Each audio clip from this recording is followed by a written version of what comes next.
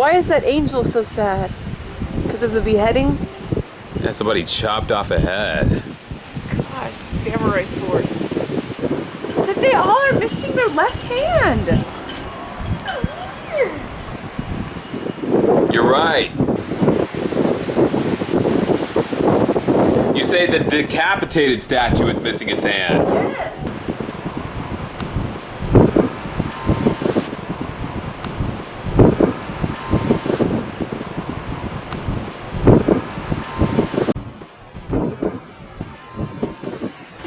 Weird to go through all the trouble of all this detail work and then just leave people's hands off. It must mean something. We don't know what. Very disturbing. Did you hear that? Yeah, sounds like a chainsaw. A chainsaw?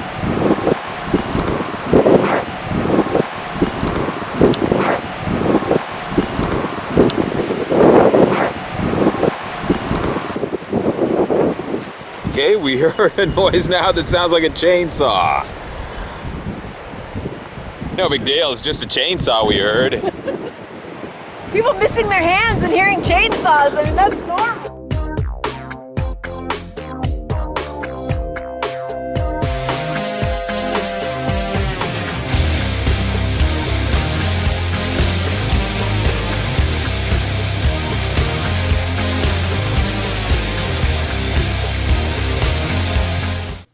Blackhawk was a war commander and member of the Sac and Fox tribe of the old American West.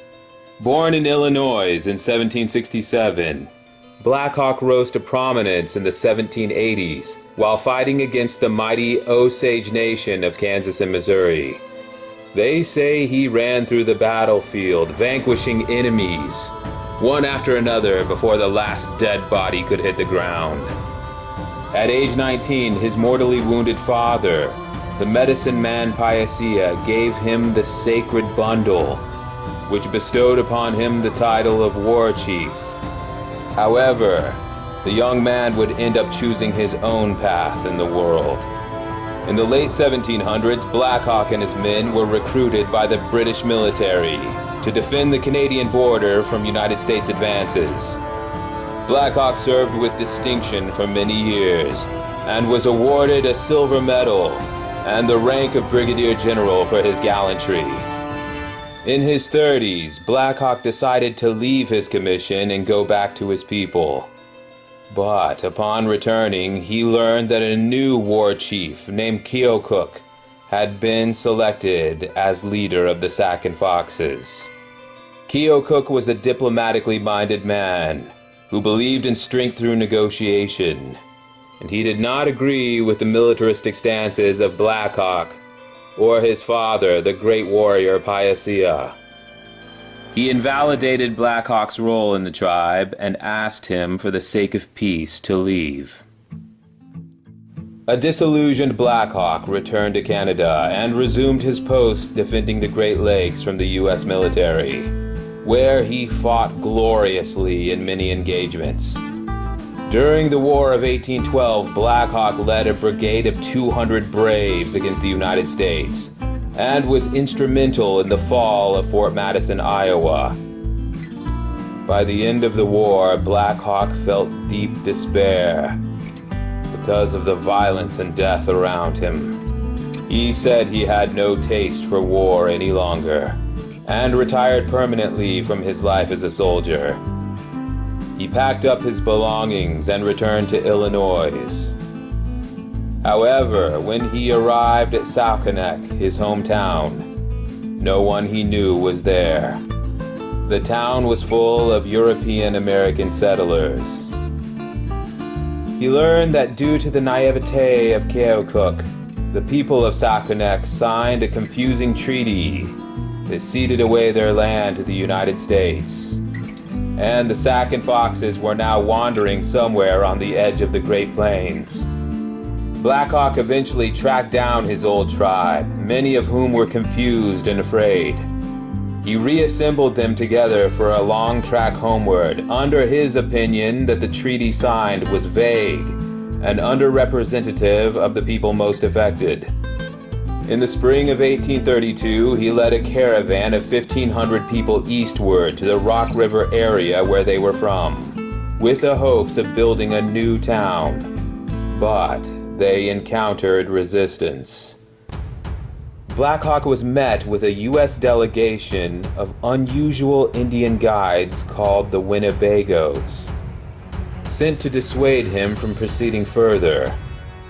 But in an ironic twist, Blackhawk, who had spent his adult life with the British, had forgotten how to communicate or understand other natives, who in turn did not understand his British dialect.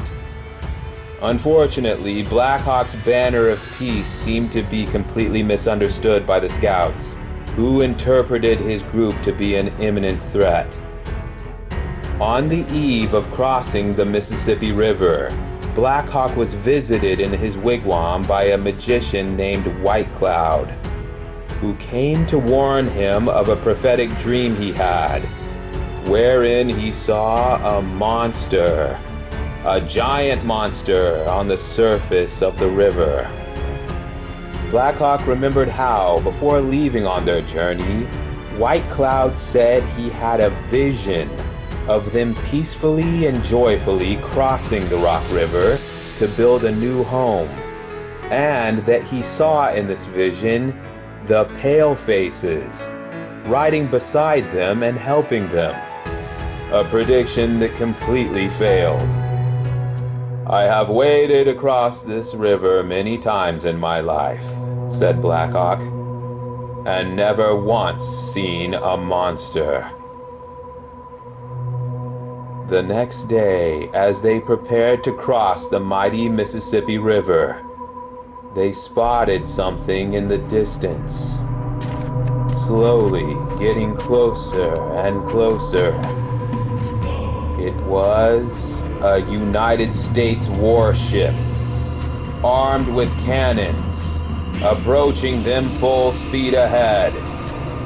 Boom! The cannons fired. Boom! The Sac and Foxes swam to an island on the center of the river and took cover. But the U.S. gunboat spent hours circling the island, raining down cannonballs on them until there was no choice but to raise the white flag. Blackhawk was placed in chains and leg irons and brought before Jefferson Davis, future president of the Southern Confederacy, where he officially surrendered. At last, the legendary warrior had been captured. Blackhawk was then taken to St. Louis, Missouri, and paraded through the streets where people screamed at him, threw rotten food at him. He was then taken to other cities like Louisville, Detroit, and Cincinnati, where people hanged and burned effigies of him, and children threw pebbles at his cage in the city square. During the War of 1812, many people in the Midwest lost loved ones in the terrible slaughters. Blackhawk was a name feared and reviled, as he was known as a prolific killing machine. Eventually, Blackhawk was transported to Boston, Massachusetts, and placed under house arrest.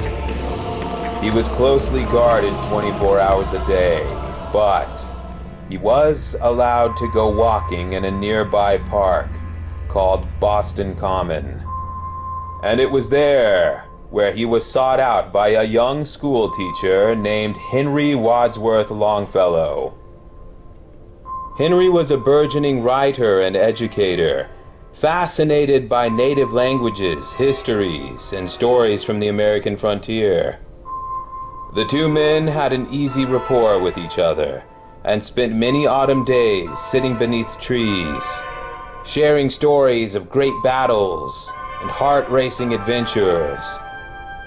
Then one fateful evening came that would change history forever. Longfellow's friend, the novelist Nathaniel Hawthorne, was having a dinner party at his home. and suggested that Blackhawk be invited too, under the watchful recognizance of the two academics. The party that night was full of New England aristocrats, who were surprised to find the savage Blackhawk of Western lore was a man who spoke perfect English and acquitted himself with all the courtesies of a modern gentleman. As the guests gathered around a peace pipe he had brought to share with them, which they delighted in the novelty of, a socialite impressed upon Blackhawk to tell them a story from the wild frontier.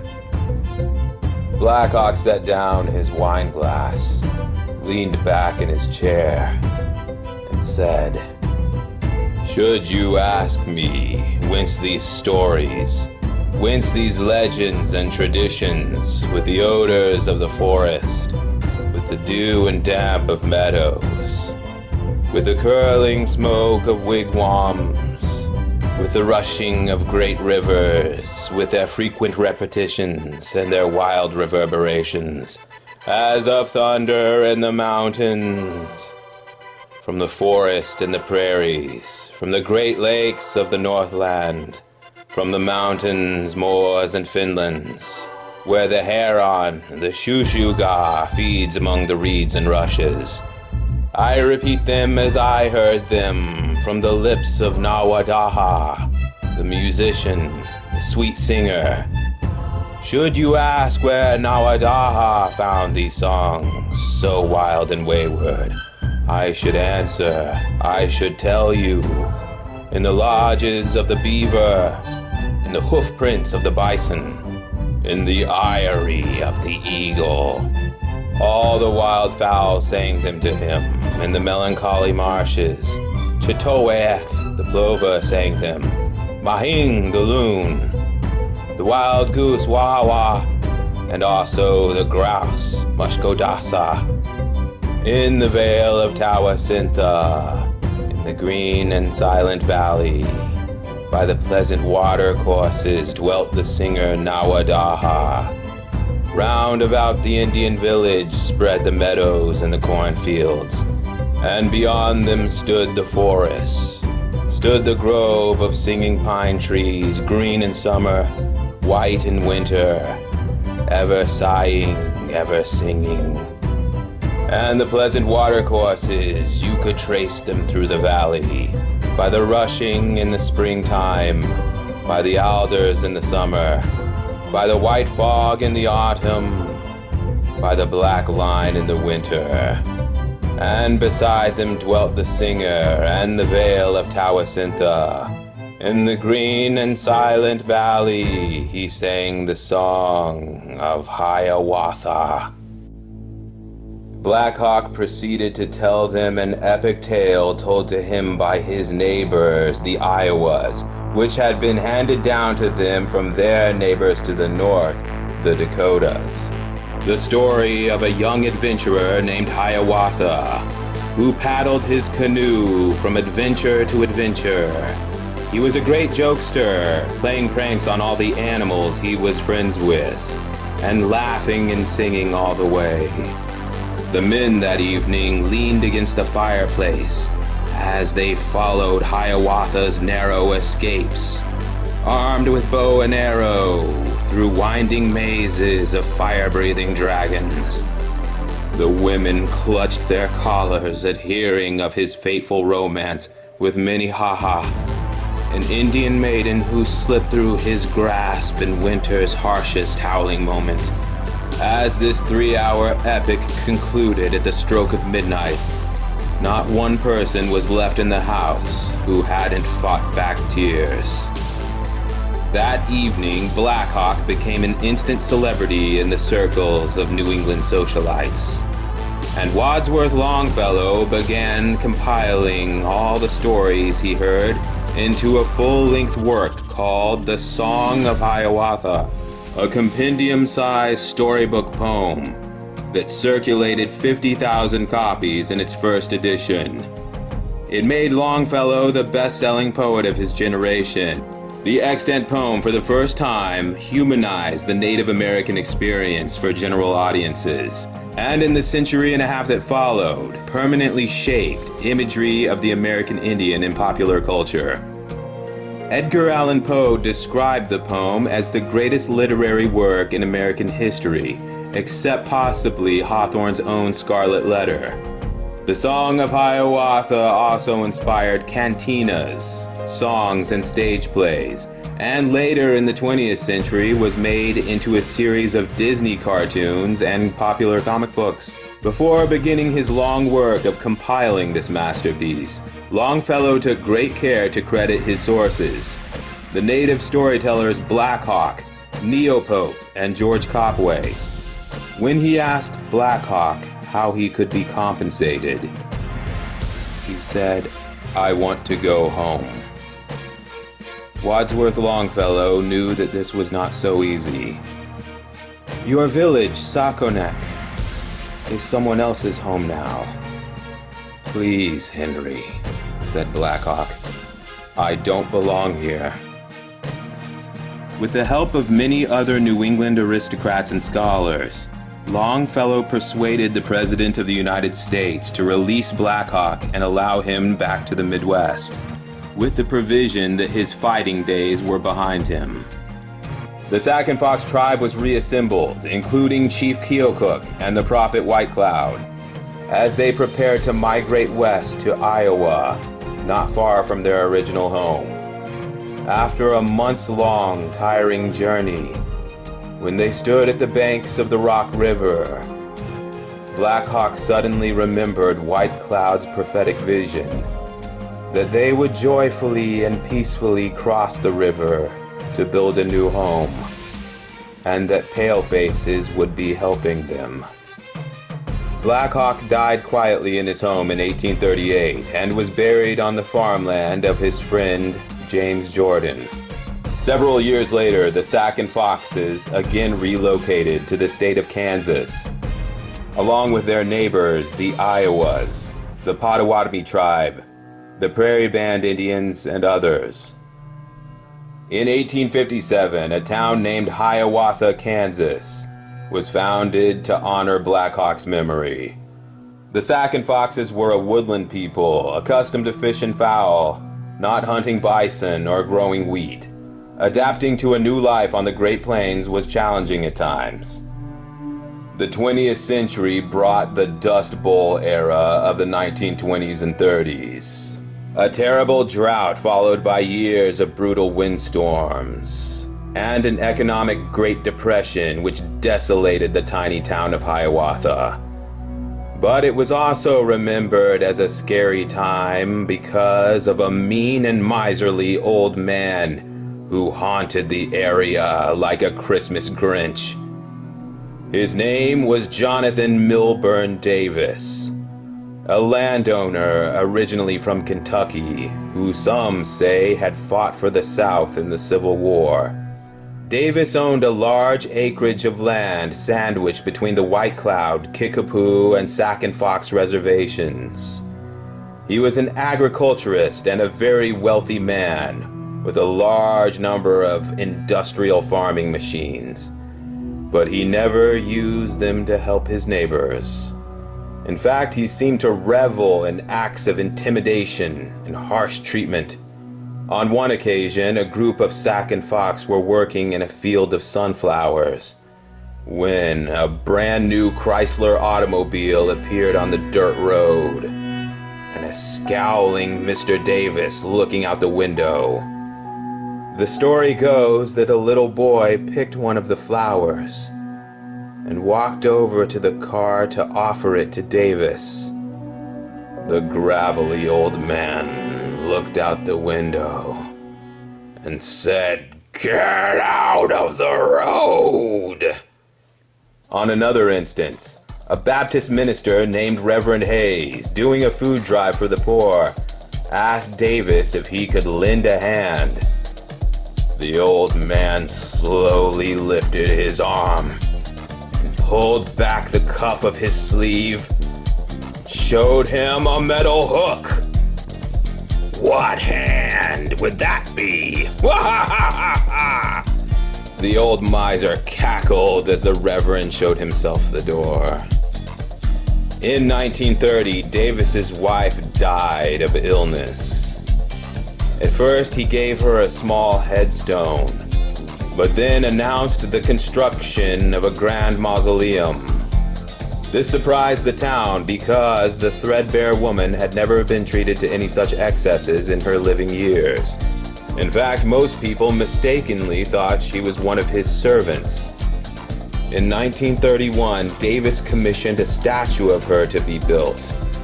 But then, soon afterward, he started building statues of himself.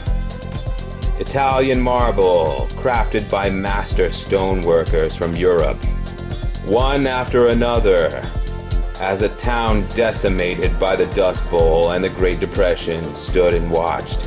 Reverend Hayes again went to visit Jonathan Davis, this time to ask if he would underwrite a loan for a desperately needed hospital in Hiawatha. "What obligation to the poor have I?" said the old crank.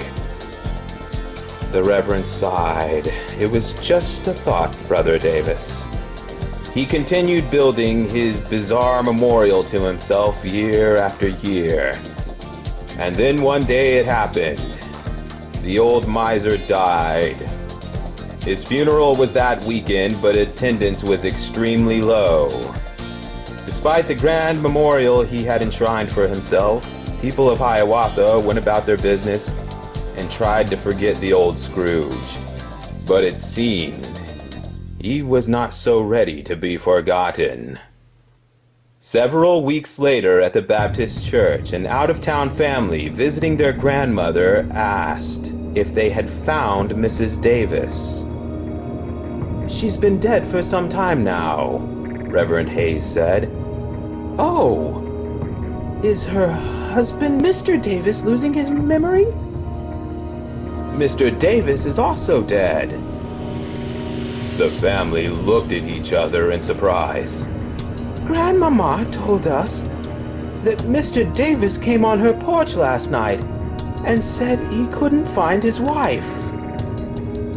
Indeed, this was just the beginning, for in the decades pursuant, people driving down the road at night report seeing a man with a long beard in a white suit walking down the road and staring vacantly into their headlights. Flash forward to the 21st century, Hiawatha, now a prosperous and modern town, still continues to be haunted and harangued by dual ghosts. The first being Mrs. Davis herself.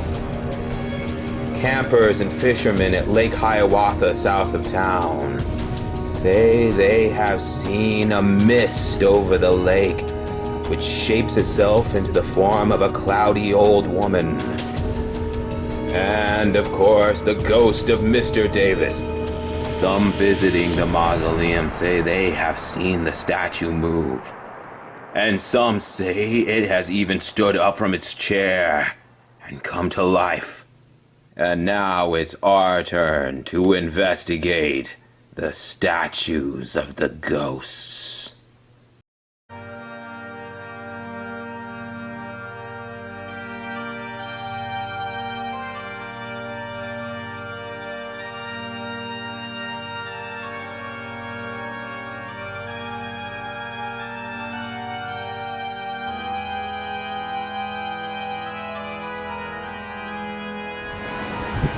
Oh my word.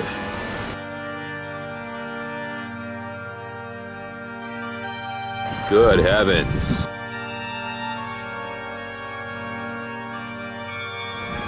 We may have discovered the source of the spiritism.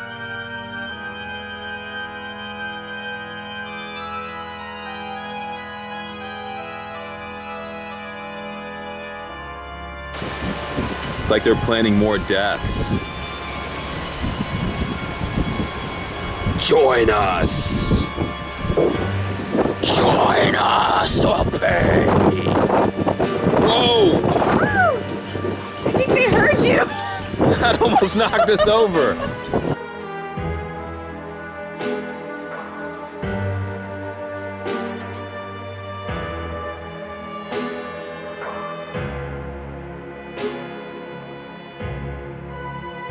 One of the statues is decapitated.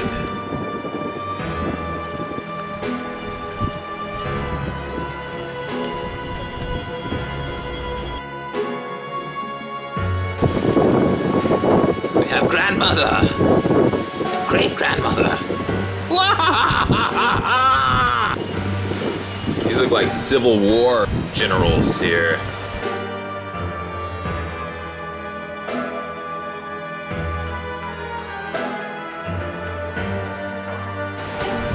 These ghosts look happy out here because they get sunlight. The ones in there, they look mad. Wait, was that statue always looking this way?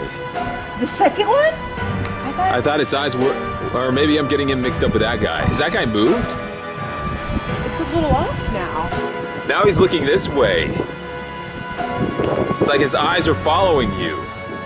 Julianna, every time you move around, it's like, I think this guy's moving a little bit.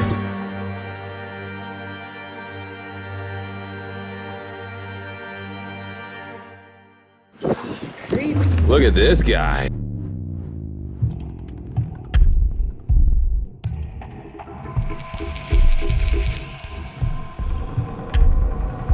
Bet he knew how to throw a shindig.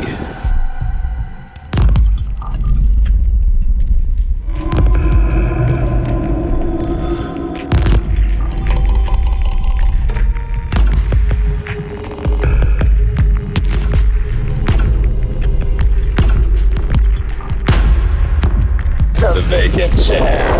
Dun, dun, dun. They're saying you're next.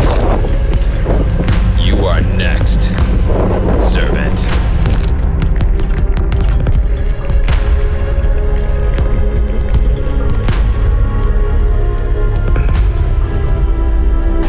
They're gonna resurrect.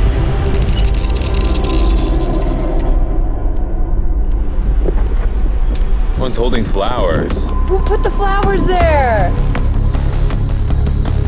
Almost look like Grandpa picked them up. Her eyes are moving too. Her eyes were like looking It seems straight. like they're now they're moving. over here. Why is that angel so sad?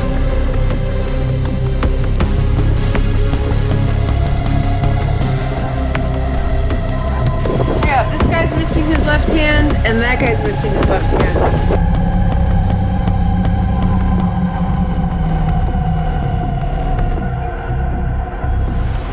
The guy over there is missing a hand too. Everybody else has their hands. Both of these statues are missing hands. How strange! That they all are missing their left hand. The headless man is also missing his hand.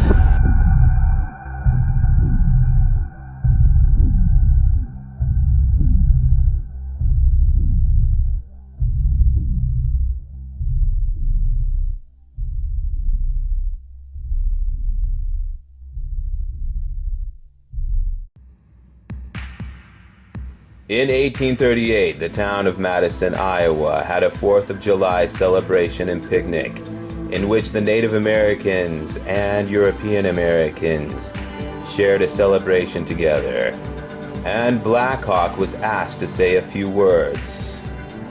It has pleased the Great Spirit that I am here today. The earth is our mother, and we are now honored with the spirits above us.